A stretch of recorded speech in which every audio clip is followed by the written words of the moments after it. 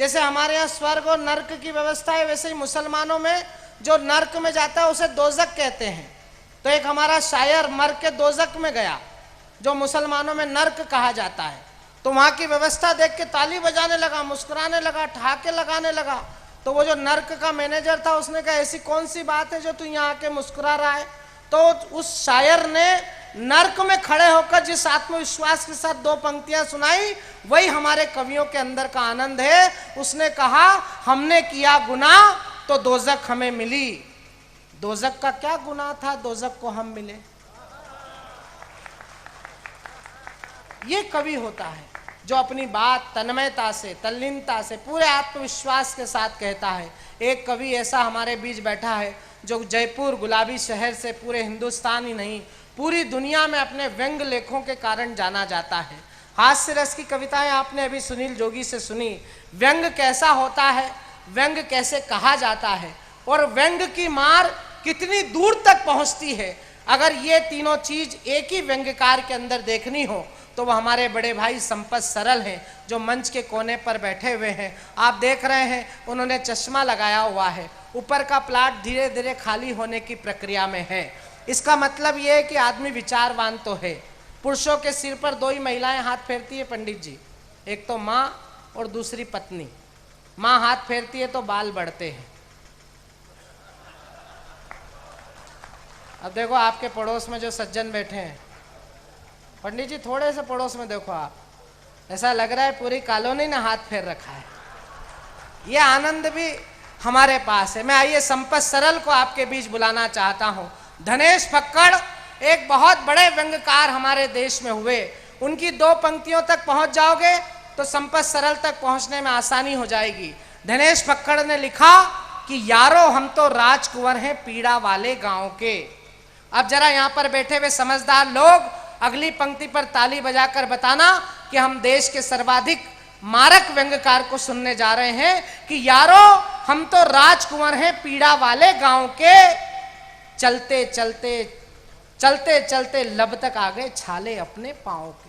आइए उन पाँव के छालों को लब से कैसे बयान करते हैं, ये बड़े भाई संपत सरल का करिश्मा है। इतनी कमजोर तालियां नहीं मित्रों, एक बार जोरदार तालियां बजाकर देश के बड़े व्यंग्यकार को आवाज दीजिए। आदरणीय संपत सरल भाई शशिकांत यादव जिस ऊर्जा से इस कवि सम्मेलन का संचालन कर रहे हैं, आपने उनके लिए एक बार भी ताली नहीं बजाई। मैं सोचता हूं एक बार उनको भी कृतार्थ कर दो आप। नहीं, अच्छी बात। पवार जी भाई साहब पीछे सो रहे हैं। हमने एक कवि की ड्यूटी लगा रखी है कि हर 10 मिनट में उनकी नाड़ी चेक करता रहे।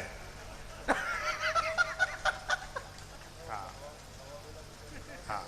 पीछे जो लोग बैठे हैं, अगर आप भी थोड़ा सा आगे आ जाएंगे तो पवार जी तक ये काव्य यात्रा जानी है। जो लोग पीछे बैठे हैं वो स्क्रीन पे देख रहे हैं। अच्छा, स्क्रीन पे देख रहे हैं क्या? उनको यहाँ पे विश्वास नहीं हो रहा है कि खड़े होके कोई सुना भी रहा है। स्क्रीन पे क्या देख रहे हो? दीपिका माई तो आगे से साफ दिखती। हाँ। लेकिन बहुत अच्छी कविताएं सुनाई सभी लोगों ने। समय की अपनी सीमाएं हैं कि वक्त आता है वक्त जाता है, वक्त को संभाल कर रखिए, वक्त बेवक्त काम आता है। वाह। बस थोड़ा सा समय आपका लेंगे। दीपिका जी ने तो बहुत मीठे स्वर में आपको गीत सुनाए। मैं गाता नहीं हूँ और आपको मेरा एहसान मानना चाहिए कि मुझे गाना नहीं आता है, उसके बावजूद गा नहीं रहा हूं।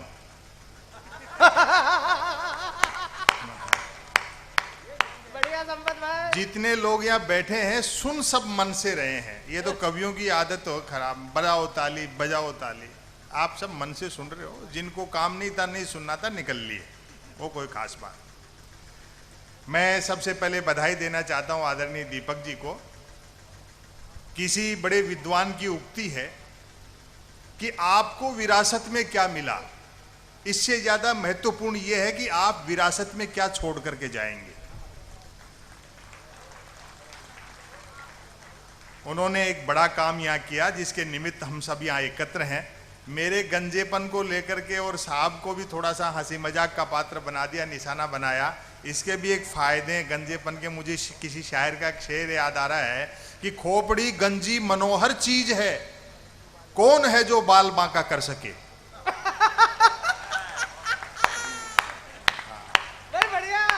तो आदमी को क्या है जी कि थोड़ा सकारात्मक भी सोचना चाहिए।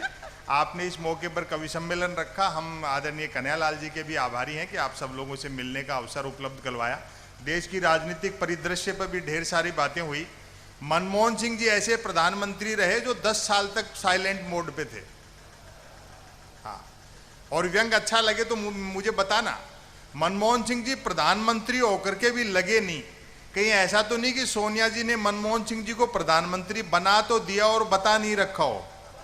वाह वाह भाई, बढ़िया संपत भाई, वाह वाह वाह वाह। अगले महान आदमी ने जाते जाते भी चुप रहने की परंपरा पूरी तरह से निभाई। मोदी जी को जीत की बधाई भी मनमोहन सिंह जी ने मिस कॉल से दी।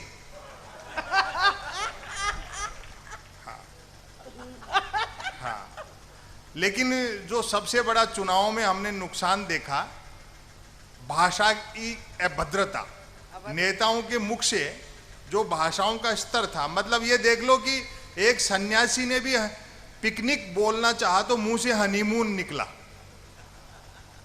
इससे ज्यादा भाषा का स्तर और क्या गिरेगा। हमारे आदरणीय प्रधानमंत्री नरेंद्र मोदी जी ने तो बहुत ऊंची फेंकी। अभी केजरीवाल और तमाम पात्रों पर व्यंग हुए। हम कवि लोग किसी पार्टी से बंधे नहीं है, बात तक पहुंच जाओ तो मेरी बात का भी समर्थन कर देना। नरेंद्र मोदी जी ने तो बड़ी ऊंची फेंकी कि मेरा सीना 56 इंच का है। भैया, शादी करके लुगाई को भूलने की सुविधा होती तो हमारा भी इतना ही होता। हाँ, ये सारी चीजें आजादी के बाद देश में जो कुछ होना चाहिए था वो न होकर के जो नहीं होना चाहिए था वो हुआ, तो व्यंग्य पैदा हुआ। वरना एक जमाना ऐसा था जब मैं भी प्यार प्रेम की कविताएं लिखता था, जब तक अक्कल दाढ़ नहीं निकली थी। उबासी के बहाने भी किसी लड़की के दांत दिख जाते तो मैं 5-7 गजलें लिख मारता था, भले ही वो उबासी मुझको देख करके ले रही होती थी। और एक निवेदन कर दूं, प्रकृति के, कुदरत के, सृष्टि के नियम बदल सकते हैं, औरत के प्रति पुरुष की मानसिकता नहीं बदल सकती। मर्द की फितरत होती है, अर्थी के रास्ते में भी लुगाई मिल जाए तो 80 साल का मुर्दा भी वाइब्रेशन मोड पर आ जाता है। और ये प्यार मोहब्बत के गीत सुनाने वाले ध्यान से सुन ले, शादी होती है प्यार का बुखार उतर जाता है। जैसे ही ब्याह की कुनेन खाई, प्यार का मलेरिया छू मंतर। मेरे एक मित्र ने प्रेम विवाह किया, नाम नहीं बताऊंगा वरना आप समझ जाओगे मैं दिनेश सिंदल के लिए कह रहा हूं। प्यार के दौरान जिस लड़की के साथ जो कंकर झील में फेंके थे, शादी के बाद दाल में निकल रहे हैं। और ताली तो आप इस बात पर बजाओगे, जिस लड़की को लेकर भागा था अब उसको देखते ही भागता है। शादी के 3 दिन बाद मिला, मैंने कहा नया नया प्रेम विवाह किया, पत्नी को लेकर सिनेमा जा, सैर सपाटा कर, क्या मंदिर मंदिर भटकता है। बोलो सुना है यार, जोड़े ईश्वर बनाता है, बस उसी को ढूंढना है। क्योंकि ये बहुत त्याग और समर्पण का काम है। प्यार मोहब्बत आदमी को अपना कैरियर तक दांव पर लगाना पड़ता है। मैं ऐसे कई लड़कों को जानता हूं जो कॉलेज के जमाने में मेरे साथ पढ़ते थे, जिन्होंने अपने बाप की गाड़ी कमाई से प्रेमिकाओं को जलेबी खिलाई, आजकल शहर के नामी हलवाई बने हुए हैं। वाह। और मेरे मित्र का त्याग तो प्रेम के मामले में महात्मा बुद्ध से भी बड़ा है। बुद्ध अपनी पत्नी और बेटे को सोता हुआ छोड़कर चले गए थे। ये रोज रात को इंतजार करता है कि लुगाई सोए तो घर में घुसूं। और देखो, मैं तो हिंदी साहित्य का विद्यार्थी था, इसलिए मुझसे तो कौन प्रेम करती भाई, मरते हुए पे कौन मरेगा। लेकिन मेरे साथ 2 चीजें ठीक थी। एक तो साहित्य का विद्यार्थी था तो भाषा अच्छी थी, दूसरा मैंने ट्रकों से शेरो शायरी उतार रखी थी। तो प्रेम करने वाले मुझसे प्रेम पत्र लिखवाते थे, और मैं पंडित जी जिसके प्रेम पत्र लिख देता था उसके 2 नतीजे जरूर निकलते थे। या तो उसकी शादी हो जाती थी या फिर वो पिटता था। हालांकि बात एक ही है। आज भी कई मिलते हैं अपनी पत्नी और बच्चों के साथ जो मेरे प्रेम पत्रों की वजह से ब्याह गए, मुझे देखते ही दांत पीसते कि नालायक जॉर्ज बुश एक अच्छी खासी अमेरिकी फौज को इराक में उलझा दिया। हिंदुस्तानी आदमी आम दिन तो छोड़ो, 14 फरवरी को वैलेंटाइन डे आता है, उस दिन तक सुख से प्रेम नहीं कर सकता। 14 फरवरी को श्रीराम सेना वाले तो ये कह देते हैं कि जो भी प्रेम करता हुआ मिला उसको पीटेंगे। और सरकार पुलिस को यह हिदायत दे देती कि देखो इस दिन कोई प्रेम से वंचित नहीं रह जाए। जो प्रेम करते हुए मिलते हैं उनको तो श्रीराम सेना वाले पीटते हैं, जो नहीं करते उनको पुलिस वाले पीटते हैं। कबीर को, सूर को, तुलसी को, मीरा को पढ़ो तो पता लगे प्रेम दर्शन का विषय, प्रदर्शन का विषय नहीं। वाह वाह वाह वाह वाह वाह।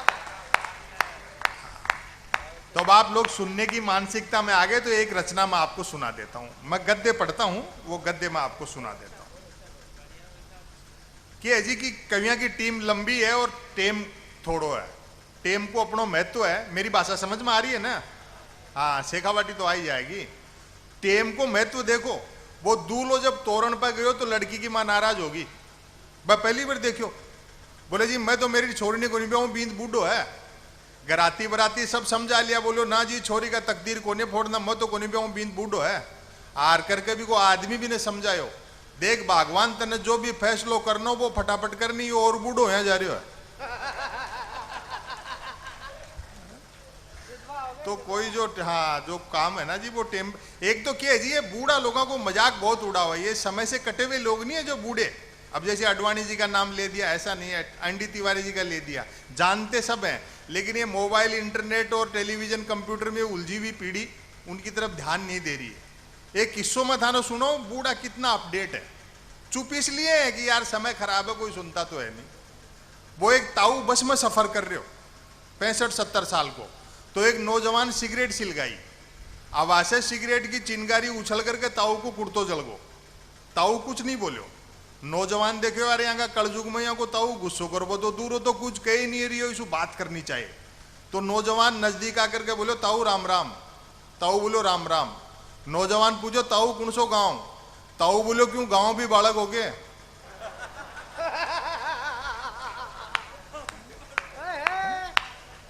ये जाने सब है बस है?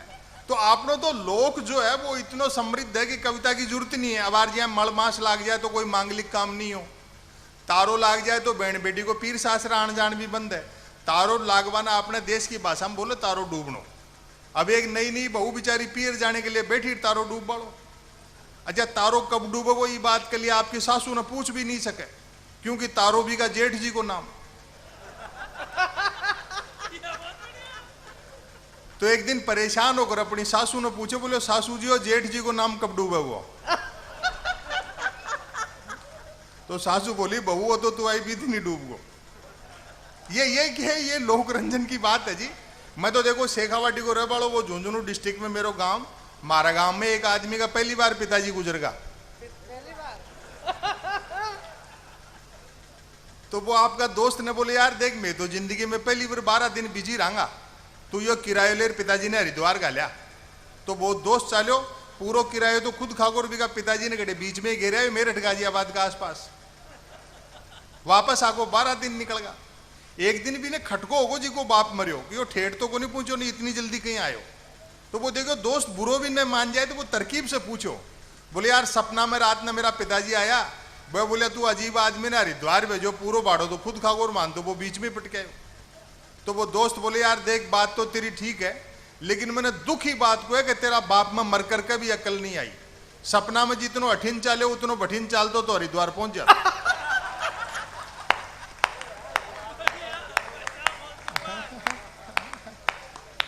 तो ये सब के ये लोग का किस्सा। अब यहाँ नेताओं के लेकर तरह तरह की बात कर रहा है।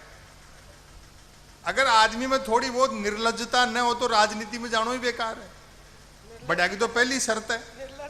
हाँ भी कोई किस्सो सुन लो, गांव में कोई भी आदमी से गलत काम हो जाओ तो एक ही सजा है, करो कालो मुंह गधा पे बिठाओ और गांव की गलिया में घुमाओ। एक आदमी से होगी गलती, राजनीति को चरित्र देख जो, गलती होगी तो करो कालो मुंह गधा पे बिठाओ और गांव की गलिया में घुमाओ।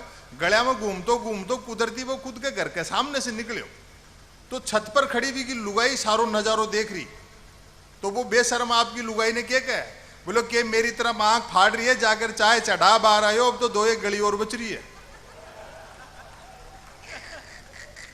इतनो कलेजो जी आदमी में हो ना जी, वो पॉलिटिक्स में जाए तो एक रचना सुन लो, समय तो यही चालते रहोगे, पवार जी ने भी सुनना है। मैं गद्य पढ़ता हूं और शायद जवाहर साहब पहले सुना आपने कभी? हाँ जी साहब, कई लोग पहले सुनेंगे। जीवन में जैसे जैसे सुविधाएं बढ़ी हैं सुख कम हो गया। यह दीपक जी को समर्पित है। आप देखना, आप बड़ा काम किया आपने। जीवन में जैसे जैसे सुविधाएं बढ़ी सुख कम हो गया, संघर्ष बढ़ा है, रोमांच कम हो गया। जो आनंद कभी आपको साइकिल में आता था वो आज कार में बैठने में भी नहीं आता। तकनीक ने सबसे बड़ा फायदा यह किया कि भौगोलिक दूरियां कम कर दी। सेकंड के कुछ हिस्से में आपका भेजा हुआ एक मेल अमेरिका चला जाता है, लेकिन आदमी से आदमी को दूर कर दिया। क्या बात। पहले जीवन की जो आपाधापी थी उसमें भी बड़ा रस था, वो खत्म हो गया। तब मैं इस तरह का जो समागम आपने यहां जुटाया है उसी को संदर्भित करते हुए एक लेख है, वे भी क्या दिन थे। पहली पंक्ति से पकड़ना, सुधीजन है। वे भी क्या दिन थे जब घड़ी एक आध के पास होती थी और समय सबके पास था। भाई बढ़िया लाइन है संपत भाई, वाह वाह। अच्छा सुनाओ तो अच्छा सुनते हैं। वे भी क्या दिन थे जब घड़ी एक आध के पास होती थी और समय सबके पास था। और अगली पंक्ति को नौजवान शायद जरूर पकड़ेंगे। आज की तरह नहीं था कि फेसबुक पर 5000 दोस्त हैं और परिवार में बोलचाल बंद है। वाह वाह वाह वाह वाह। हमारी कोशिश रहती है कि मोबाइल, इंटरनेट, कंप्यूटर में उलझी हुई पीढ़ी शब्दों से मोहब्बत करे, किताबों की तरफ लौटे, बुजुर्गों का सानिध्य हासिल करे। दोस्तों, एक निवेदन कर दूं, दुनिया की कितनी भी एडवांस टेक्नोलॉजी हो, उजाला बनाया जा सकता है, धूप नहीं बनाई जा सकती। जिन महनीय लोगों को आपने सुनने के लिए इतनी दूर दूर से बुलाया है, वो सब धूप बनाने वालों। तब देखें, पुराने समय के जो विरोधाभास थे उनका आनंद ले, बड़ा मन से आप सब लोग सुन रहे हैं। तब मोबाइल तो क्या, लैंडलाइन फोन तक नहीं होता था, अतः झूठ सिर्फ आमने सामने मिलने पर ही बोला जाता था। वाह वाह वाह वाह। अच्छा है। खान पान शुद्ध था और यादाश्त अच्छी थी। हर व्यक्ति को साथ साथ पीढ़ियां याद रहती थी, अपनी भी और गाली गलौज होने पर दूसरों की भी। हमारी प्राथमिक शिक्षा तो ऐसी थी जिसमें शिक्षा प्राथमिक नहीं थी। हमारा 50 बच्चों, 3 अध्यापकों, 2 पेड़ों और एक कमरे का स्कूल हुआ करता था। आज तो इतने के बल पर लोग यूनिवर्सिटी चला रहे हैं। पढ़ाई लिखाई को लेकर कतई तनाव नहीं रहता था, क्योंकि हम विद्यार्थियों और अध्यापकों के बीच एक समझौता था कि सप्ताह में 3 दिन वे स्कूल नहीं आएंगे और 3 दिन हम। बोलचाल में राजस्थानी का इस्तेमाल होता था, जैसे कोई अवधी, ब्रज, भोजपुरी, मैथिली बोलता है, लोक भाषा, अपनी मातृभाषा। अब तो हिंदी बोलने में शर्म आती है। बोलचाल में राजस्थानी का इस्तेमाल होता था।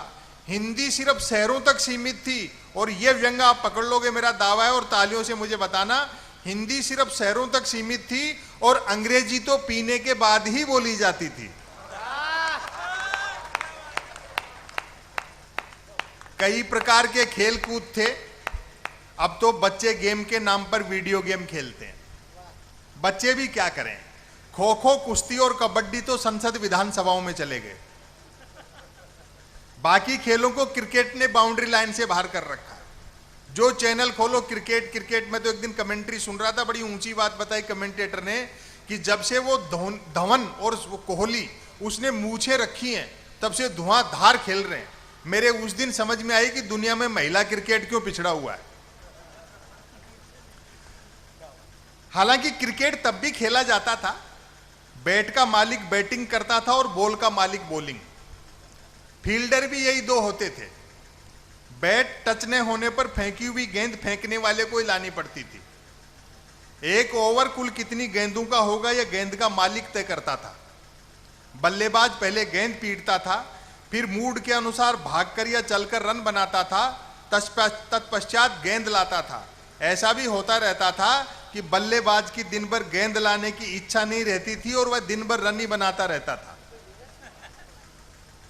लोग भूखे उठते तो थे, किंतु भूखे सोते नहीं थे। ईमान के अलावा सब कुछ सस्ता था।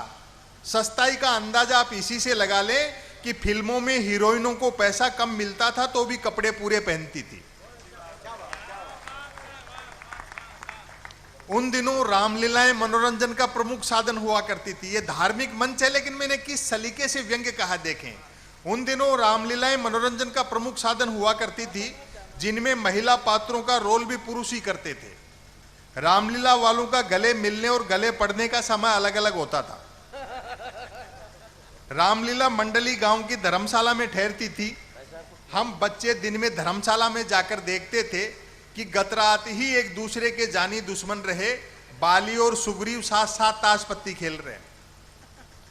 शूर्पणखा मंथरा के लिए चाय बना रहा है, और एक पुरुष की जो घर में औकात होती है, चटाई पर बैठा रावण रात को आरती में आए पैसों का हिसाब मंदोदरी को दे रहा है।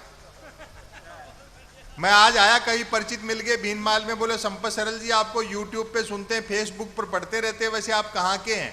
मैंने कहा भैया शादी को 23 साल हो गए, कहीं के नहीं है। लोग पैदल चलते थे और पद यात्राएं करते थे, जो कि पद प्राप्त करने के लिए नहीं होती थी। कुछ एक के पास साइकिलें होती थी जो 4 रोटियों में 40 का एवरेज देती थी।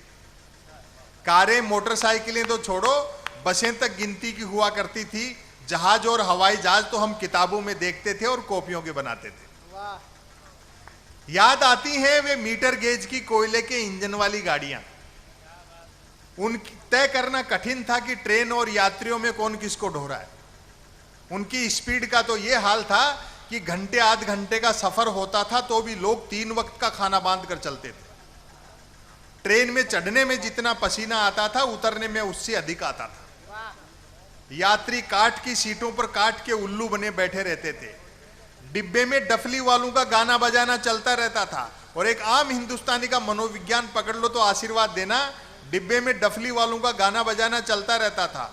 खड़े यात्री भजन पसंद करते थे और जिन्हें सीट मिल जाती थी वे गजल। लोग फरमाइशें करते रहते थे और डफली वाले गाते रहते थे। डफली वालों को पैसे देने का वक्त आता था, फरमाइशें करने वाले खुद गाने लगते थे। क्योंकि यात्री को सामान की भी स्वयं ही रक्षा करनी होती थी, अतः खाली हाथ चढ़ते थे तो भी सामान लेकर ही उतरते थे। अब मैं समापन की ओर बढ़ता हूं। चिट्ठी पत्री का दौर था। SMS ईमेल वाले क्या जाने पत्र लेखन का स्वाद। और हमारे एक बड़े शायर हैं उदय प्रताप सिंह जी, उनका एक शेर है कि मोबाइलों के दौर के आशिक को क्या पता, रखते थे कैसे खत में कलेजा निकालकर। पत्रों में व्याकरण अशुद्ध होते हुए भी आचरण शुद्ध होता था। मैंने तो स्वयं कई बार अपने पिताजी को चरण स्पर्श की जगह आशीर्वाद लिखा है। खत लिखता हूं खून से स्याही ने समझना, अर्थात प्रेम पत्र लाल स्याही से लिखकर अपने खून से लिखा बताने का रिवाज तब भी था। परिणाम भी वैसा ही निकलता था। जिन्होंने वैसे प्रेम पत्र लिख लिख कर कबूतर उड़ाए थे, आज बेचारे शादीशुदा हैं और तोते उड़े हुए। शादी से याद आया, तब शादियों में व्यर्थ का धूम धड़ाका और दिखावा नहीं होता था। बस 2-4 बाराती बैंड पर बजती नागिन की धुन पर सपेरा नृत्य कर लेते थे, क्योंकि तब बीन बनाने के लिए रूमाल ही 2-4 बारातियों के पास होते थे। और सबसे मार्मिक जो बंद है इसका, वह टीवी नहीं रेडियो का युग था। व्यक्ति बंदूक भले ही बिना लाइसेंस के रख सकता था, किंतु रेडियो के लिए लाइसेंस अनिवार्य था। याद आते हैं अमीन सयानी का बिना का गीत माला। जो बड़े लोग बैठे हैं वो महसूस करें इस बात को। याद आते हैं अमीन सयानी का बिना का गीत माला, जसदेव सिंह की हिंदी कमेंट्री, कृष्ण कुमार भार्गव, देवकी नंदन पांडे और रामानंद प्रसाद सिंह के समाचार। और अब आपकी तालियां उठेंगी। गर्दन झुकाकर BBC तो ऐसे सुनते थे जैसे आज BBC सुनते हैं। बहुत मन से आप सब लोगों ने सुना। और मैं समापन कर रहा हूं। समापन पर तालियां बजा देना, वरना इसको फिर शुरू कर सकता हूं। सच है, मैं पुनः बधाई देना चाहता हूं दीपक जी को। सच है, गन्ने का रस सूख जाए तो वह लाठी रह जाता है। तब हमारा जीवन कछुए की तरह था, आज हम खरगोश की तरह दौड़ रहे हैं। अर्थात भाग सब रहे हैं और पहुंच कोई नहीं रहा।